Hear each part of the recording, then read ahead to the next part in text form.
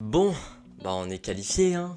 On est en quart de finale, mais c'est quand même pas très rassurant vu le match qu'on a vu hier face au Napoli. Pour rappel, le FC Barcelone a gagné 3 buts à 1 hier soir face au Napoli au Camp Nou pour se qualifier au quart de finale de la Ligue des Champions face au Bayern Munich vendredi prochain. Le match, il est pas rassurant du tout, il est même très inquiétant, c'était quand même très faible dans le contenu, même si on gagne. Au final, on gagne grâce à 2 coups de pied arrêtés, le corner avec le but de l'anglais, le penalty avec le but de Suarez, et après il y a le but de Messi qui est un éclair de génie. Donc du coup, dans le jeu, on n'a pas vraiment gagné, c'est vraiment grâce à des coups d'éclair de génie de Lionel Messi et à des coups de pied arrêtés, et c'est là où c'est très inquiétant. On va commencer par parler du positif dans ce match, et après on va faire une transition sur le négatif.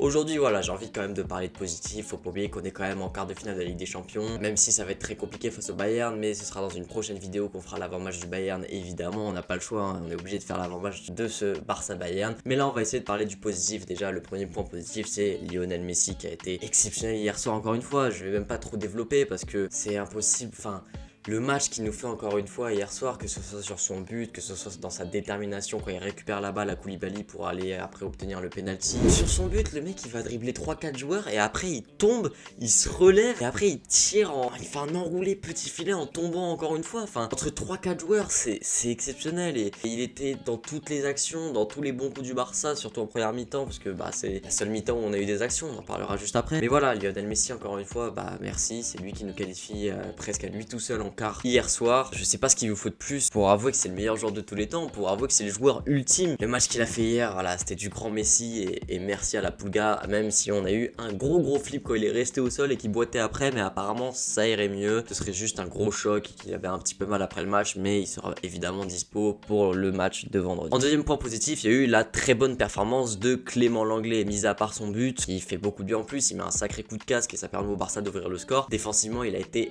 impérial, il est jamais tombé, il a récupéré énormément de ballons dans les relances, il a été très bon pour moi hier. Encore une fois, c'était lui le patron de la défense, c'est pas Gérard Piqué, et c'est pas la première fois qu'on voit ça cette saison, qui prend vraiment une ampleur incroyable au FC Barcelone. Clément Lenglet, je vous en avais d'ailleurs parlé dans une vidéo dernièrement. Clément Lenglet hier soir, ça a été exceptionnel. Et l'autre performance dont j'ai vraiment envie de parler, c'est celle de Frenkie de Jong. Frenkie de Jong hier soir, il revient de 2 mois de blessure. Dans la détermination, dans les intentions, techniquement aussi, il était là. Il a été incroyable, ça a été l'un de nos seuls joueurs qui courait, et c'est là où ça met en lumière à quel point Sergio Roberto et Rakitic ont été scandaleux hier soir, parce qu'ils ont moins couru qu'un mec qui a été blessé pendant 2 mois, et c'était le seul au milieu qui venait chercher le ballon. Quand Clément Lenglet ou Jordi Alba devaient relancer, il venait chercher le ballon, et contrairement à Rakitic, il sait se retourner quand il est dos au but, donc du coup il venait chercher le ballon, se retournait, et après c'était lui qui faisait monter la balle. Il a joué 6.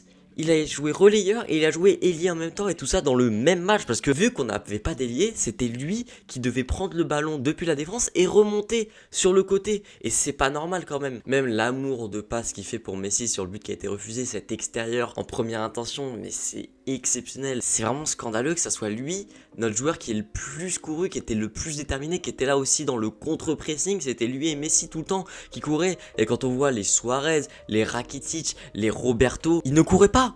Et Jordi Alba aussi, ils ne couraient pas. Ils étaient pas là, ils étaient pas déterminés pour un 8ème finale retour de Ligue des Champions. Alors qu'un mec qui a été blessé pendant 2 mois et qui est pas un habitué du club, qui est là que depuis 1 an, c'était lui le plus déterminé, c'est quand même pas normal. Le fait qu'il ait dû pallier à ce manque d'ailier, ça révèle beaucoup de choses dans ce FC Barcelone. Ça révèle que vraiment il n'y a aucun mouvement autour du porteur du ballon. Frenkie, il jouait milieu central gauche, comme Iniesta à l'époque. Et quand il avait la balle, il n'y avait aucune solution proposée autour de lui. C'est-à-dire qu'avant, quand Iniesta avait le ballon dans cette position-là au milieu de terrain, t'avais un ailier qui proposait une solution, t'avais le latéral gauche derrière qui dédoublait, qui proposait une solution, t'avais le numéro 9 qui proposait une solution, soit en partant en appel, soit en venant chercher le ballon comme Messi le faisait quand il jouait faux 9. T'avais le 6 qui venait aussi proposer une solution. Là, Frenkie, il était tout seul, il était obligé de monter tout seul sur le côté et ensuite d'essayer de se débrouiller. Et c'est pas normal, et ça révèle énormément de choses dans cette tactique mise en place par Quique Setien, encore une fois dans cette composition sans ailier, et dans cette composition sans ailier où les latéraux, surtout du côté gauche avec Jordi Alba, a été très mauvais, parce que Semedo a fait un bon match hier soir, surtout une bonne première mi-temps, et à l'image du FC Barcelone qui,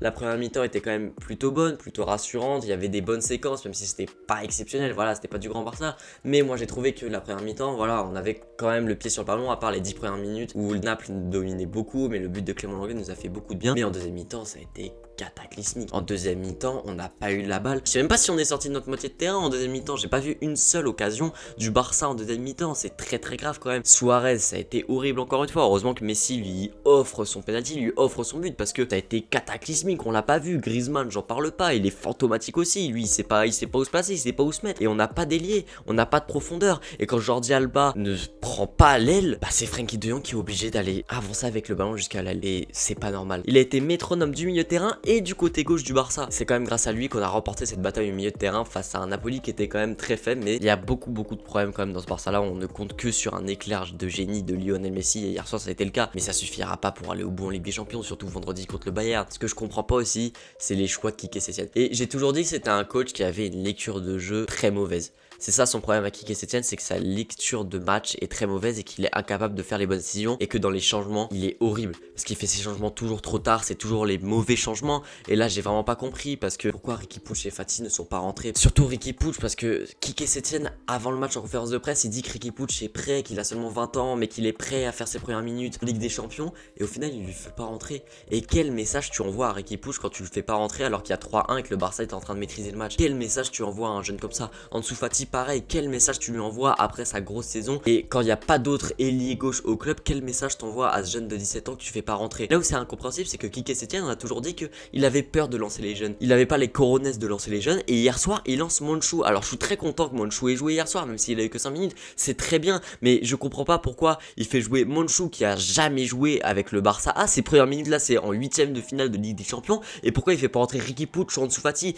Et le problème, c'est qu'il fait rentrer Monchou parce que Monchou est un milieu défensif. Et du coup, il nous a pondu un 4-4-2 en fin de match parce que il voulait tenir le score. C'est pas normal que le Barça doive tenir le score dans un match comme ça. Il y avait 3-1 à la mi-temps et surtout quand on prend le penalty à la fin et qu'on n'est pas sûr, on doit pas se faire peur, on doit pas reculer, on doit aller marquer le 4ème, on doit attaquer et c'est ça qui est pas normal. Tu dois pas reculer, tu dois pas faire un 4-4-2 en faisant rentrer Junior Firpo même. Donc on avait un 4-4-2 avec Alba, Firpo sur le côté gauche et Semedo ou Sergio Roberto sur le côté droit. Fais rentrer un ailier, fais rentrer Riqui Puig, va attaquer, va marquer le 4ème pour t'assurer ta place. Parce que là, hier, c'est pas normal qu'on se fasse peur. Parce qu'il y a tous les démons de la Roma et Liverpool qui sont venus. Moi, hier soir, je vais vous dire, j'ai pensé à la Roma, j'ai pensé à Liverpool. J'ai eu peur qu'on se prenne une nouvelle remontada hier soir. Et c'est pas normal d'avoir peur contre Naples en 8ème finale de Ligue des Champions, d'avoir peur de se manger une remontada à 3-1. Moi, j'avais peur que Napoli en mette un vers la 60ème. Parce que entre la 45ème et la 60ème, on s'est fait bouffer par Napoli. Le contre-pressing du Napoli nous a fait extrêmement mal. S'il marquait un but dans cette phase-là, on se faisait remonter. Monsieur Quique Setién, pourquoi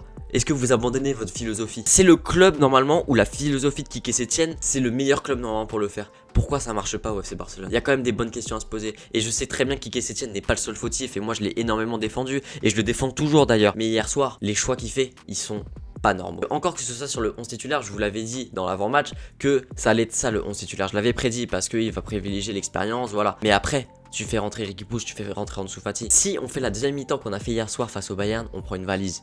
On prend un 5-0, mais facile. Parce que notre milieu de terrain là, le retour de Busquets va faire beaucoup de bien. Mais si on a encore un Sergio Roberto, un Rakitic ou un Vidal à côté de lui, Thiago Goretzka, ça va être compliqué, hein, mais ça on en parlera dans une prochaine vidéo. Je me suis un peu énervé dans cette vidéo, mais vraiment le match d'hier, il était vraiment pas rassurant, il était inquiétant. Mais voilà, c'est comme ça, le Barça ne va pas bien, on le sait tous les mecs. A bientôt pour l'avant-match, évidemment, du Bayern Munich. Partagez, likez, abonnez-vous. Ciao. Et merci pour les 4000 abonnés.